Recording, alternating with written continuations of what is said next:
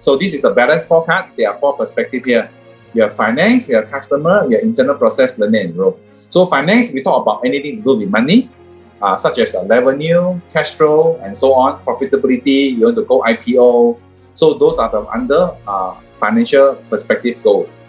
For the customer, you have customer satisfaction, you have customer retention, and then how are you going to build relationship with the customer? How are you going to capture the market? How are you going to build a branding? That is under customer. Then how about internal process?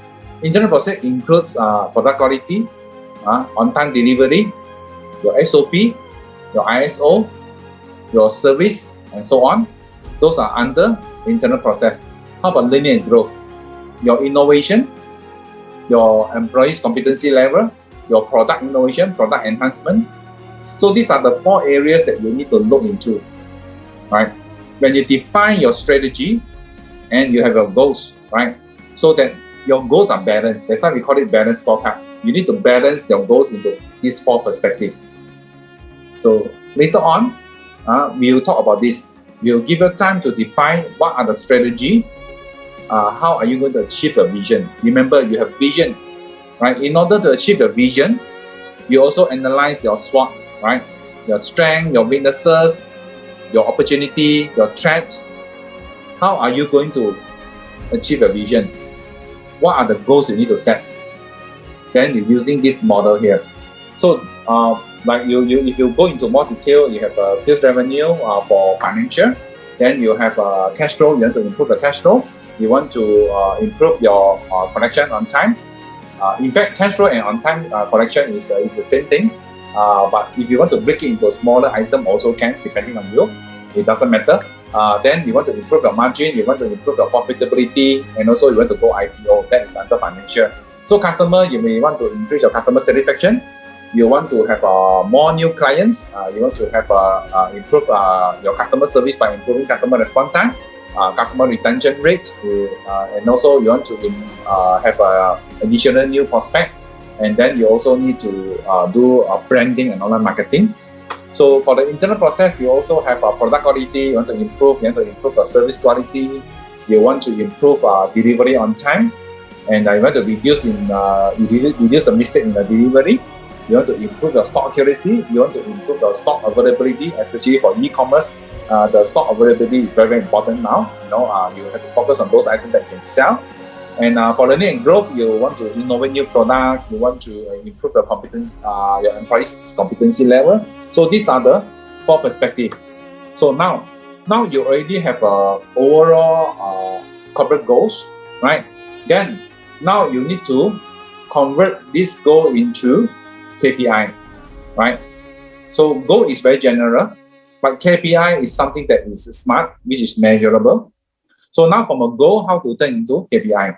So you need to define your company's KPI here. So now at the company level, so first thing you need to understand SMART principle. S stands for specific. All your KPI have to be as specific as possible. For instance, when you talk about sales, different companies have a different definition of sales. When you want to achieve 10 million sales, what do you mean by 10 million sales, for instance?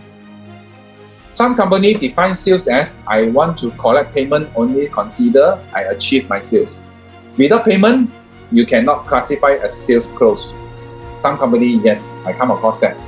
Some companies based on invoices, total invoices that you issue, the total amount, that is the sales target.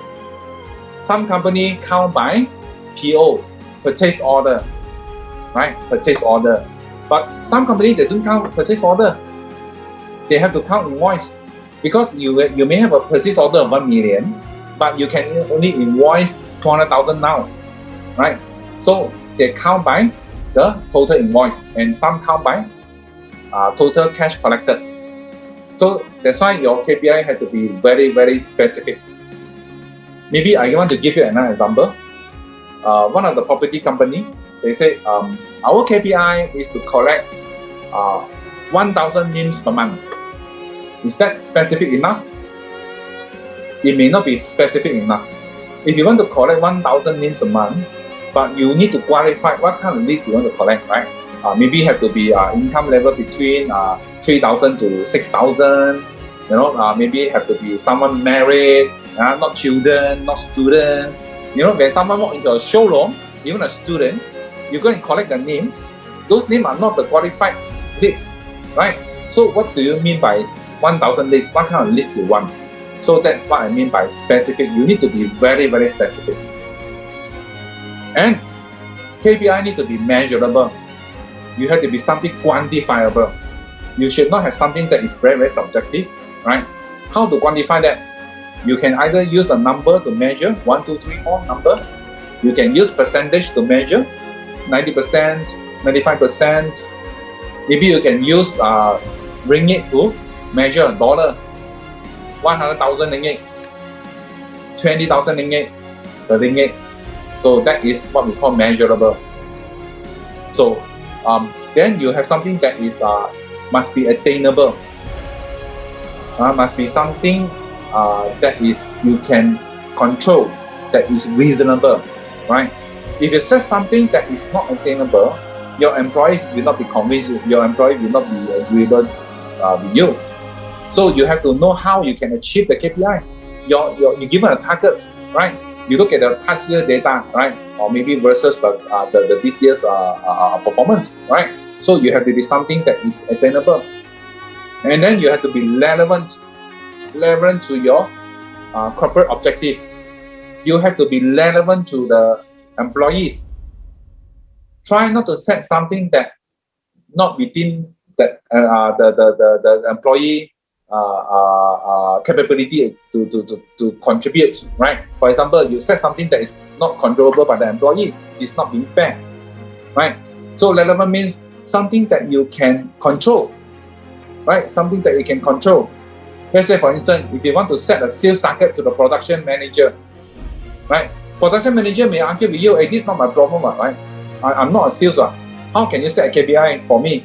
I'm a production manager. I cannot control your sales. If the salesperson fails, not my problem, right? So you should not set something that is not relevant, right? Maybe another example here. A company that sets production output for the production manager. I need you to produce how many tons per month, right? Then the production manager may argue with you. He may say, hey, this is not being fair, If you have no sales coming in, I will not produce, right? Then I feel my KPI, not my problem.